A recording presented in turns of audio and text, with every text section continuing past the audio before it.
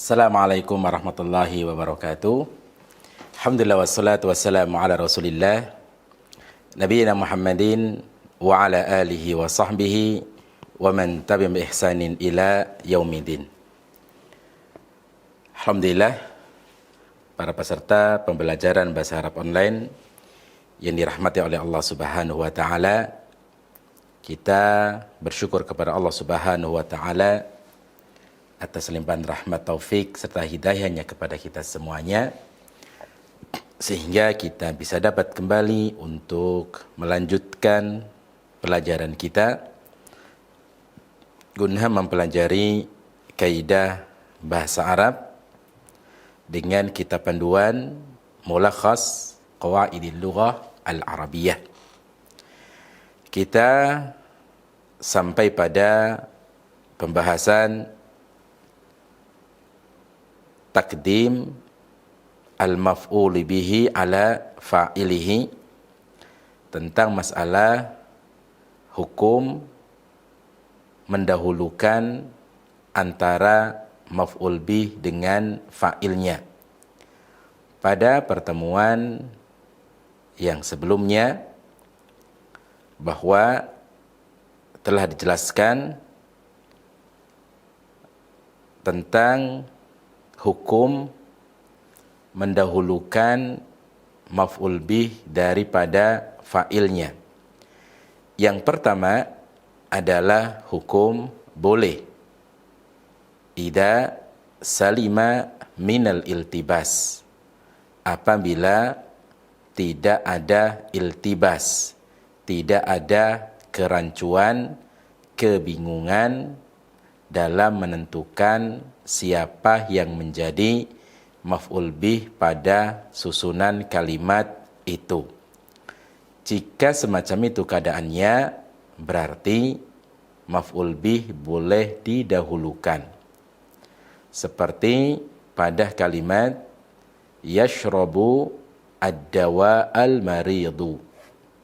Yashrabu ad-dawa al-maridu. Pada susunan kalimat itu, isim yang terletak setelah yashrab adalah isim yang dinasab yang berkedudukan sebagai maf'ulun bih. Kemudian al-maridu yang dirafa sebagai fa'ilnya.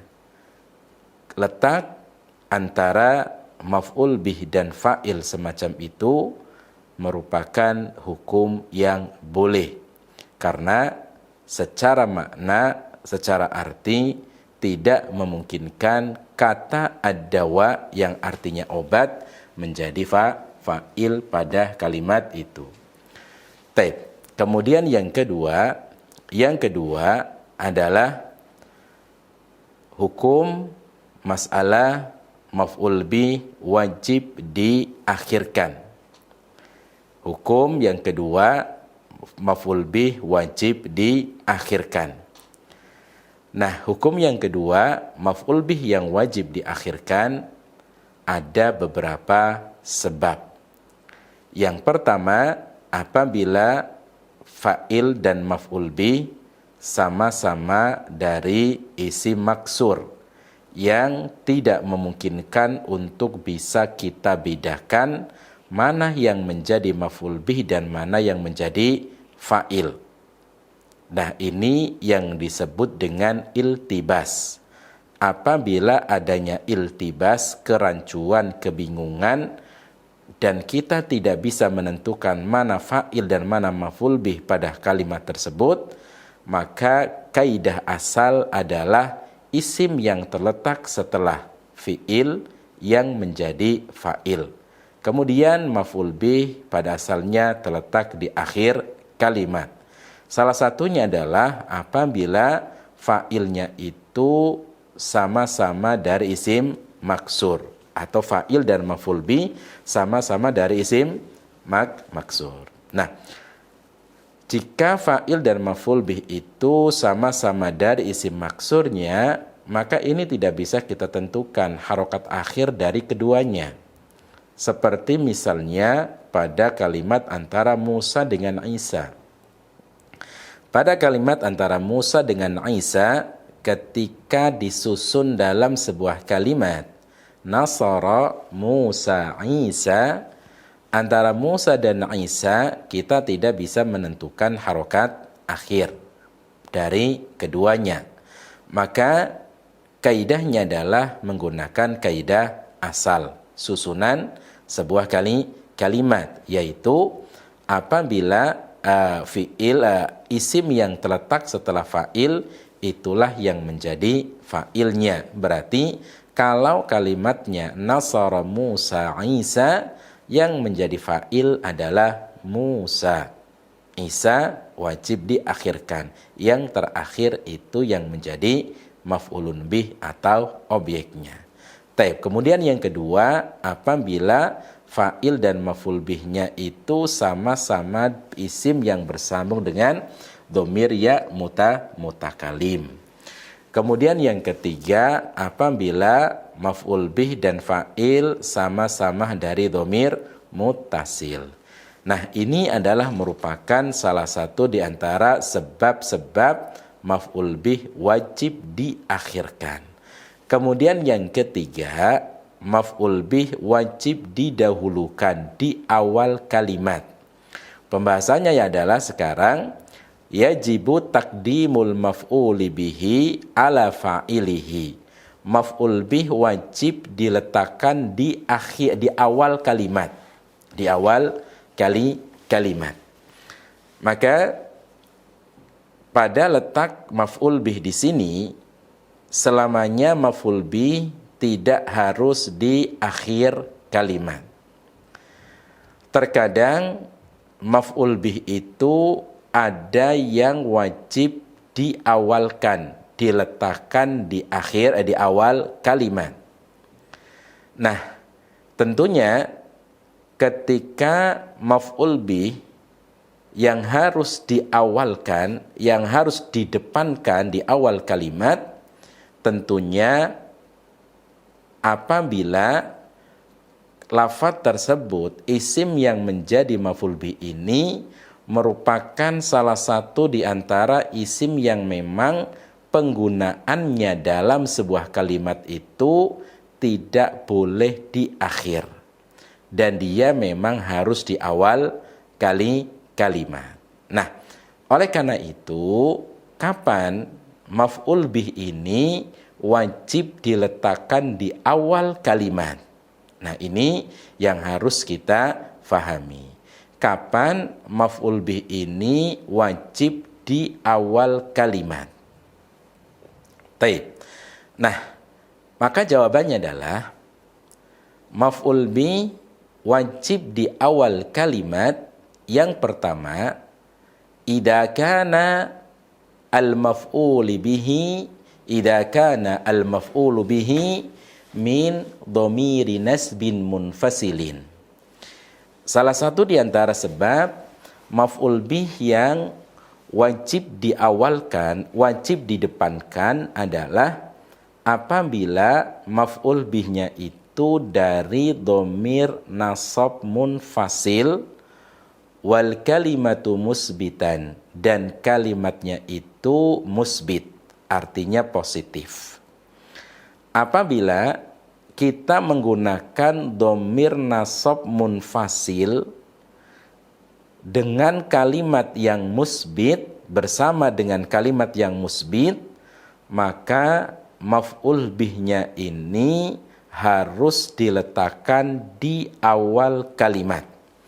Dhamir nasab munfasilnya seperti apa? Dhamir nasab munfasilnya adalah seperti pada lafadz iyyahu, iyyahuma, iyyahum, iyyaka, iyyakuma, iyyakum, iyyaki, iyyakuma, iyyakunna, iyyaya, iyyana. Nah, apabila kita menggunakan maf'ul bih jenis dhamir tadi dan kalimatnya itu bentuknya mutsbit, maka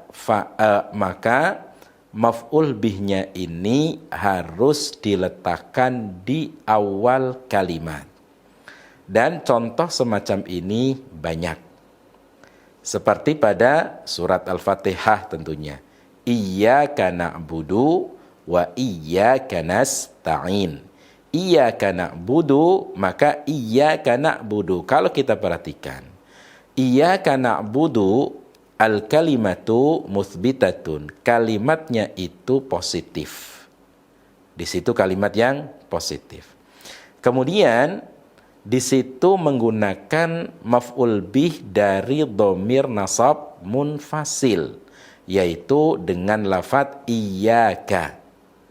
Iyyaka. Maka iyyaka di sini harus diletakkan di awal. Maka iyyaka na'budu, iyyaka dhamirun nasbin munfasil fi mahalli nasbin maf'ulun bihi muqaddam. Iyyaka adalah dhamir nasab munfasil fi mahalli nasbin sebagai maf'ul bih yang didahulukan wujuban, hukumnya wajib. Na'budu fi'il dan fa'ilnya di situ. Baik. Begitu juga pada kalimat wa iyyaka nasta'in. Iyyaka nasta'in, di situ al kalimatu musbitatun, kalimatnya positif. Dan maf'ul bihnya menggunakan dhamir nasab munfasil, yaitu iyyaka. Iyyaka, maka maf'ul bihnya wajib didahulukan. Taib, itu contoh yang pertama pada surat Al-Fatihah. Begitu juga pada contoh-contoh yang lainnya. Ana kira contoh semacam itu banyak dalam Al-Quran. Fa iyaya farhabun, fa iyaya farhabun, fa iyaya fattaqun. Maka itu semuanya itu adalah merupakan dhamir nasab munfasil yang di awal kalimat sebagai maf'ulun bih atau sebagai objek yang hukumnya wajib untuk didahulukan. Ini yang pertama. Jadi sekali lagi, idza kana al-maf'ulu bihi dhamira nasbin munfasil yajibu taqdimuha fi awalil kalam. Apabila maf'ul bihnya itu dari dhamir nasab munfasil, maka wajib maf'ul bih untuk di awal kalimat. Itu yang pertama. Tsaniyan, yang kedua. Di antara maf'ul bih yang wajib diletakkan di awal kalimat adalah idza kana al-maf'ulu bihi min alfadhi laha sadaratun. Apabila maf'ul bih itu termasuk di antara lafadz yang memang letaknya di awal kalimat. Apabila maf'ul bihnya itu dari lafadz yang penggunaannya harus di awal kalimat. Siapa mereka? Mereka itu adalah seperti satu, isim istifham. Isim istifham. Isim istifham ini memungkinkan untuk bisa menjadi maf'ulun bih. Apabila isim istifham ini sebagai maf'ulun bih, maka letaknya harus di awal kalimat. Contoh misalnya, man qabalta, kamu menghadap siapa? Maka man di sini adalah isim istifham. Qabalta, qabala fi'il madhi, ta fi mahalli raf'in fa'il. Dan man inilah yang dimaksud dengan ismu istifhamin mabniyun ala sukun fi mahalli nasbin maf'ulun bihi. Letaknya di mana? Letaknya di awal. Taib. Kamu menghadap siapa? Contoh lagi misalnya, man yansuru aliyun. Man yansuru aliyun. Ali menolong siapa? Maka aliyun marfu' sebagai fa'il karena di situ ada fi'il yansuru. Man isim istifham mabni ala sukun fi mahalli nasbin sebagai maf'ulun bi. Taib, dari isim istifham. Fi mahalli nasbin maf'ulun bi dari isim istifham. Taib, begitu juga ma. Contoh, ma akalta. Ma akalta. Kamu makan apa? Akalta, ta di situ dhamir muttasil fi mahalli raf'in sebagai fa'il. Ma ismun mausulun ma ismu istifhamin mabniyun ala sukun fi mahalli nasbin maf'ulun bihi. Itu contoh daripada ma. Taib, ma di situ adalah isim istifham mabni dengan sukun fi mahali nasbin sebagai maf'ulun bihnya. Taib. Begitu juga pada contoh yang lainnya pada isim istifham. Kam. Kam ini juga isim istifham bisa menjadi maf'ulun bi. Contoh, kam kitaban qara'ta. Kam kitaban qara'ta. Nah, di sini isim istifham kam kitaban qara'ta, kam di sini berkedudukan sebagai maf'ulun bi. Kalau kita i'rab maka kam kitaban qara'ta, ta fi dhamir muttasil fi mahalli raf'in sebagai fa'il.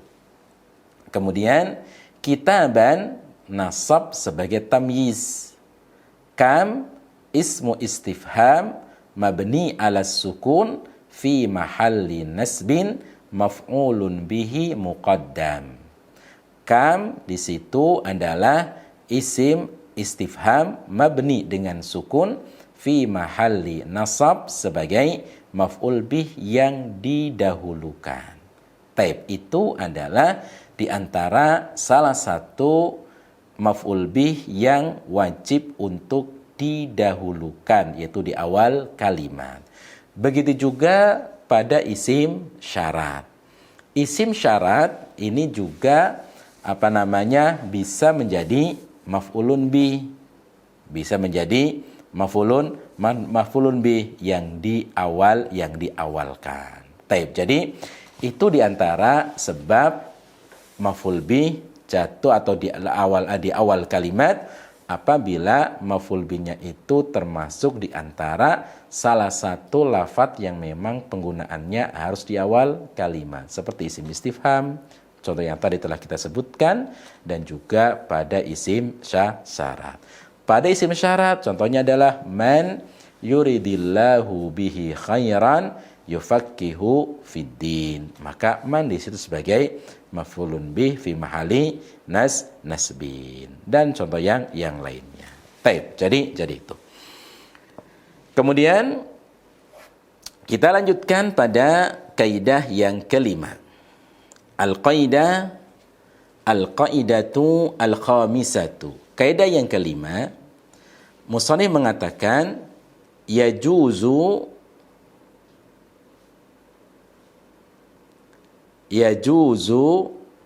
an yuhdafal fi'lu wa yabqa maf'ulu bihi. Boleh untuk membuang fi'il dan tinggal maf'ul bihnya saja. Idza fuhima minal kalami, apabila bisa dapat difahami dari kalimat tersebut.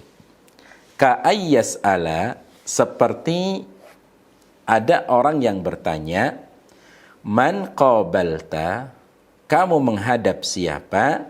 Fatakul, dan kamu menjawab aliyan. Aliyan ini nasab. Wa takdiru, dan takdirnya adalah qabaltu aliyan, dan fi'il dan fa'ilnya dibuang. Taib.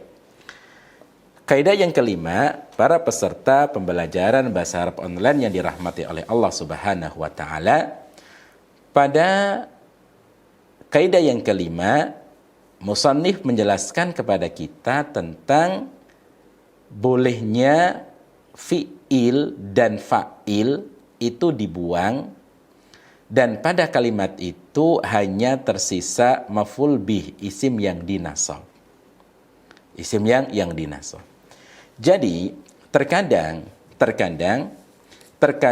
kita mendapati pada sebuah susunan kalimat ada isim yang dinasab.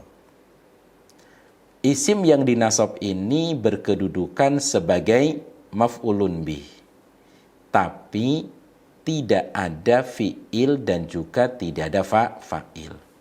Dengan kata lain, fi'il dan fa'il pada kalimat itu dibuang.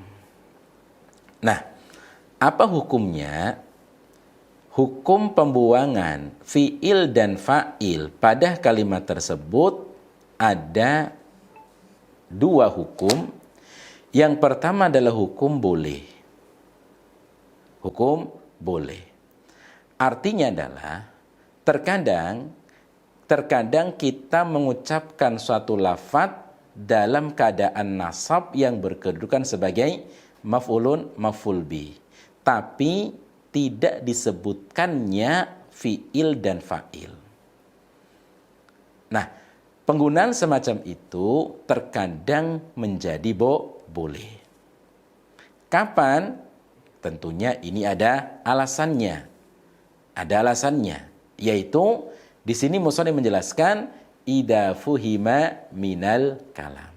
Salah satu di antara bolehnya fi'il dan fa'il dari maf'ul bih tersebut dibuang adalah apabila sudah bisa dapat difahami dari kalimat tersebut. Tentunya berarti ketika kita membuang fi'il dan fa'il hanya menyisakan maf'ul bihnya, tentunya apabila ada kalimat sebelumnya atau ada pembicaraan sebelumnya, sehingga kita bisa menyebutkan isim tersebut langsung dalam keadaan nasab tanpa menyebutkan fi'il dan fa'ilnya. Nah, seperti musannif di sini menjelaskan ka'ayyas'al, seperti ada orang yang bertanya kepada kamu, man qabalta, kamu menghadap siapa. Dengan kata lain, ini biasanya terjadi pada jawaban bagi orang yang bertanya kepada kamu. Ini biasanya terjadi pada sebuah jawaban. Terjadi pada sebuah jawaban ketika ada orang yang bertanya. Contoh misalnya, ketika ada orang yang bertanya kepada kita, kamu makan apa? Tentunya saya akan menjawab langsung objeknya tanpa mengulangi fi'il dan fa'il, tanpa mengatakan saya makan roti misalnya. Kamu makan apa? Jawabannya roti. Berarti roti itu yang disebut dengan maf'ulun bih tanpa disebutkan fi'il dan fa'ilnya. Nah, ini boleh. Dan juga kita boleh mengatakan saya makan roti. Nah, itu semacam itu. Begitu juga terjadi pada penggunaan dalam bahasa Arab juga semacam itu. Ketika ada yang bertanya kepada kamu, mada tahmil atau mada tahmilu, kamu bawa apa? Maka dia mengatakan kitaban. Langsung mengatakan kitaban mansubun maf'ulun bihi. Kata kitaban ini nasab sebagai maf'ulun bihi. Mana fi'il fa'ilnya? Mahdufun, dibuang. Loh, kenapa? Fuhima minal kalam, karena sudah bisa dapat difahami. Kamu membawa apa? Kitab. Maka jawabannya adalah kitab. Maka kitab sebagai maf'ulun bihi. Taib. Begitu juga contoh yang lainnya, mada tashrabu, kamu minum apa?